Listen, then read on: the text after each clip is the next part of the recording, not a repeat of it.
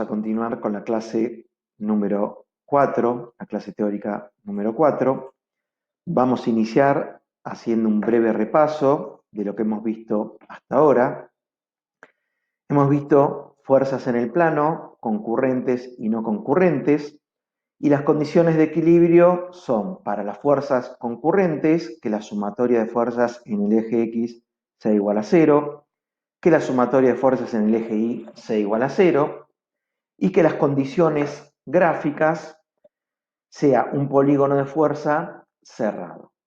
Para fuerzas no concurrentes decimos que está en equilibrio si la resultante es nula y además el sistema no se reduce a un par. Es decir, si al tomar momento con respecto a un punto cualquiera, el mismo es igual a 0, o sea, es nulo. Debe cumplirse por otra parte que las sumatorias de las fuerzas, tanto las componentes como el equilibrante y los momentos, sean igual a 0. Las condiciones gráficas, al igual que en fuerzas concurrentes, que el polígono de fuerza sea cerrado, y se agrega que el polígono funicular también sea cerrado. El polígono funicular es el que utilizábamos para hallar la posición de la resultante. Como observación, decimos que cuando la resultante es nula, pueden suceder dos cosas. O que el sistema se reduzca a un par, o que el sistema esté en equilibrio. Hasta ahora entonces habíamos visto cómo descomponíamos una fuerza en dos direcciones. Yo tenía una fuerza y dos direcciones cualquiera. Trazábamos una dirección por un extremo de la fuerza, la otra dirección por el otro extremo, y determinábamos la magnitud de cada una de las componentes. Ahora pasamos a descomposición de una fuerza en tres direcciones y vamos a desarrollar dos métodos que nos sirven para realizar esta operación. Por un lado el método de Kuhlmann, que es un método gráfico, y por otro lado el método de Ritter, que es un método gráfico analítico. Para el caso de Kuhlmann, decimos que resuelve el problema creando una recta auxiliar y repitiendo dos veces la construcción del paralelogramo. Hay tres auxiliares posibles de Kuhlmann, salvo que dos direcciones sean paralelas. Como sabrán, dos direcciones paralelas, la intersección se produce en el infinito. Y por otro lado, el método de Ritter, donde tenemos condiciones analíticas de igualdad de momento y se eligen centros de momentos en los puntos de intersección de dos direcciones desconocidas. De este modo, anulamos dos incógnitas.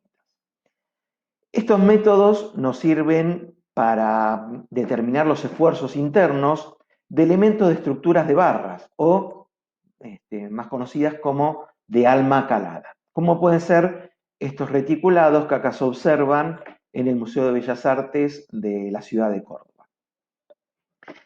Estas estructuras racionalizadas tienen adecuadas prestaciones tanto de resistencia como de deformación con la utilización racionalizada del material. Permiten pasar de solicitaciones de flexión a simples esfuerzos de compresión y tracción, como decíamos, optimizando el cuidado del recurso, una de las premisas de la sustentabilidad.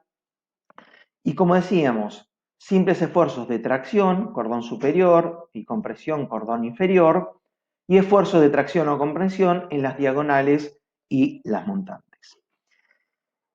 También podemos ver, no sé si recuerdan, cuando vimos el museo en la mitad del mundo del arquitecto Guayasamín, que permite resolver grandes luces en voladizo, digamos, tienen una muy buena prestación, no solo en cuanto a su resistencia, sino también a sus deformaciones. Acá vemos una obra de escala doméstica, esto seguro lo habrán visto en distintas viviendas, cómo armamos nuevamente una estructura de barras, un reticulado, más conocido como cabreada, cuando está armada en madera, que sortea luces considerables, en este caso, en este proyecto, este STAR tiene una luz libre de 5 metros, con secciones menores y con una estética particular. Más adelante, en la unidad 2, también vamos a ver que podemos resolver las solicitaciones de cada una de estas barras con el método de Cremona, que no es otra cosa que una descomposición, una múltiple descomposición de fuerza. Entonces, vamos a analizar el método de Kuhlmann para resolver, por ejemplo, una parte de este reticulado, determinar cuáles serían los esfuerzos en las diagonales, en cordón superior e inferior. Y el sistema nos marca lo siguiente. Tenemos que buscar un punto, el primer punto va a ser la intersección de la resultante, que es conocida, 2 toneladas o 20 kilonewton, con una de las direcciones, en este caso con la dirección A. Ahí hallamos el primer punto del segmento que vamos a dibujar, denominado línea auxiliar de Kuhlmann. Y luego vamos a buscar la intersección de las otras dos direcciones conocidas, que en este caso son la dirección B y C. Ahí tengo los dos puntos y puedo construir el segmento que denominamos línea auxiliar de Kuhlmann, que es una recta, aunque acá no parezca. Y el paso siguiente va a ser dibujar en escala la fuerza, trazar por un extremo la primera dirección. La primera dirección, ¿se acuerdan? La intersección de R con la primera dirección, en este caso A. Trazamos en forma paralela a la dirección A. Y por el otro extremo vamos a trazar la recta de Kuhlmann, o también llamada línea auxiliar de Kuhlmann. Es un auxiliar, no me determina ningún dato, no me da la magnitud de estas dos direcciones desconocidas. Simplemente me sirve a los fines de que posteriormente podamos descomponer esta línea auxiliar en las otras dos direcciones que me faltaba averiguar, que eran C y eran B. Entonces, por un extremo pasamos la dirección C y por el otro extremo del auxiliar de Kuhlmann pasamos la dirección B. C, B y A. Y ahora sí determinamos las magnitudes de cada una de esas direcciones. ¿Qué son esas magnitudes que vamos a medir en escala? El esfuerzo interno al cual está trabajando cada una de estas barras del sistema reticulado. Vamos a verlo más prolijo. Ahí tenemos el primer punto, el segundo punto en la intersección de B y C. Recuerden, primer punto en una dirección que elija. Puede ser cualquiera de las tres. En este caso elegí A.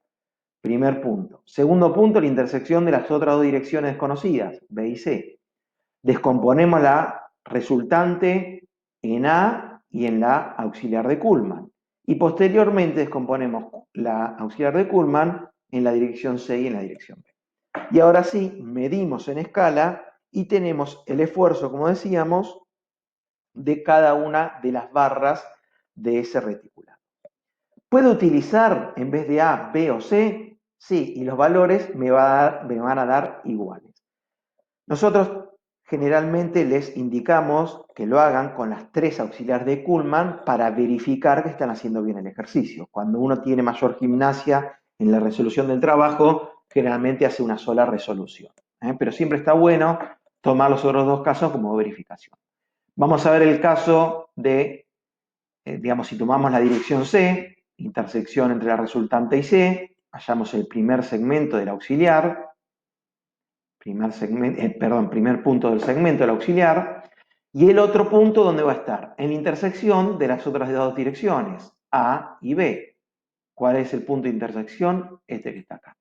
Ahí trazamos la recta auxiliar de Kuhlmann. Descomponemos entonces R por un extremo paso C, que fue la primera dirección que tomé, y por el otro extremo la auxiliar de Kuhlmann. ¿Cuál es el paso siguiente?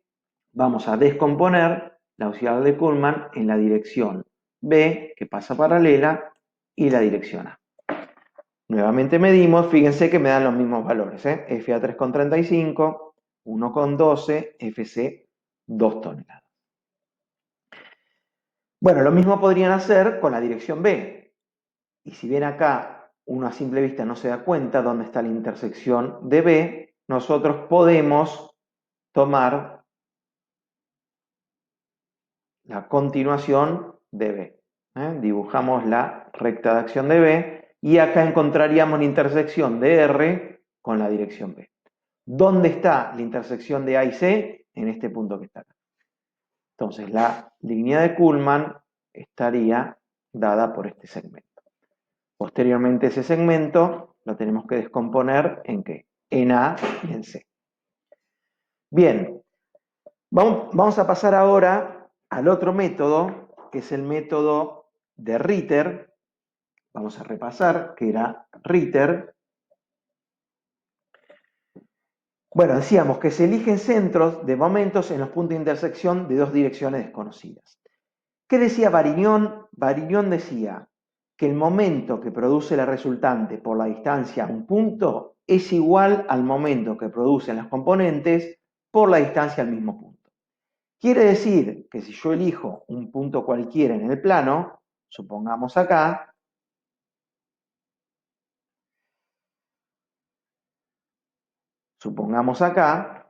el momento que produce la resultante, que es fuerza por distancia, siempre la distancia perpendicular, va a ser igual al momento que producen las componentes, o sea, dirección A por la distancia perpendicular al mismo punto, dirección B por la distancia perpendicular al mismo punto, y dirección C por la distancia perpendicular al mismo punto.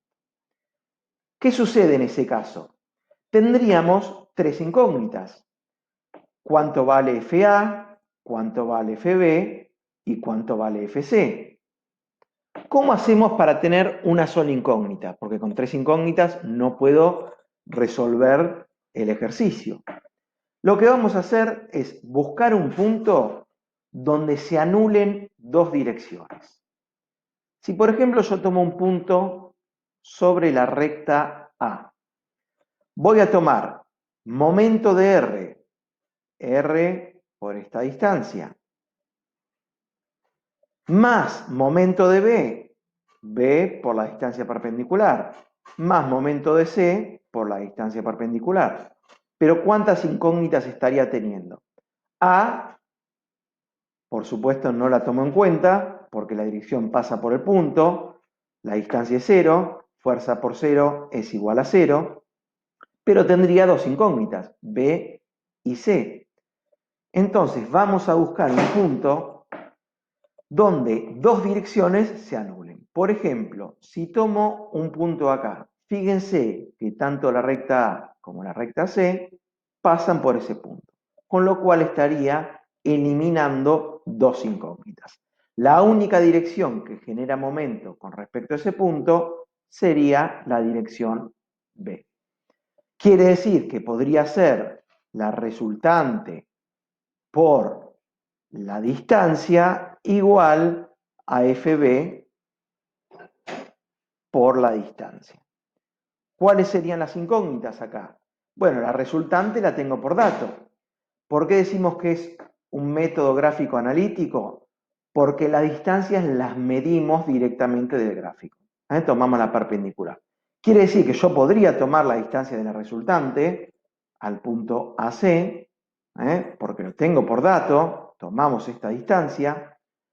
También podría tomar la distancia, en caso de tomar ese punto de B, y no podría tomar la distancia de A y de C. Repito, puedo tomar la distancia de la resultante a este punto y puedo tomar la distancia de B a este punto.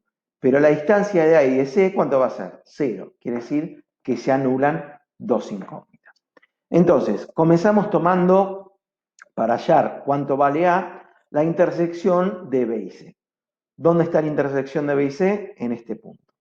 Vamos a tomar entonces momento con respecto a este punto. ¿Cómo es el giro de la resultante con respecto a la intersección de BC? Negativo. Por eso vamos a poner menos 2 toneladas por 3 metros. La distancia directamente la medimos. Va a ser igual a menos FA por la distancia que la medimos en forma perpendicular. ¿Cuál es la única incógnita que nos queda? FA. Perdón, acá me faltó poner D. D. Bien, 2 por 3, 6, me quedan menos 6 tonelómetros, menos FA por 1,79 que es la distancia, 1,79 pasa dividiendo, FA va a ser igual a 6 dividido 1,79, me da 3,35. Vamos al segundo caso, si quiero despejar B, vamos a tomar el punto de intersección de la dirección A y C, que está acá. Vamos a tener entonces la resultante por la distancia al punto, que es 1 metro, es igual a la componente B por la distancia al mismo punto, que es 1,79. Nuevamente, 2 por 1, 2 tonelámetros, divido 1,79, despejo cuánto vale B. Y para despejar cuánto vale C, vamos a tener que tomar la intersección del punto A con el punto B. Entonces, nuevamente en este caso el giro es negativo, menos 2 toneladas por 1 metro va a ser igual a la componente C por 1 metro. Obviamente me va a dar 2.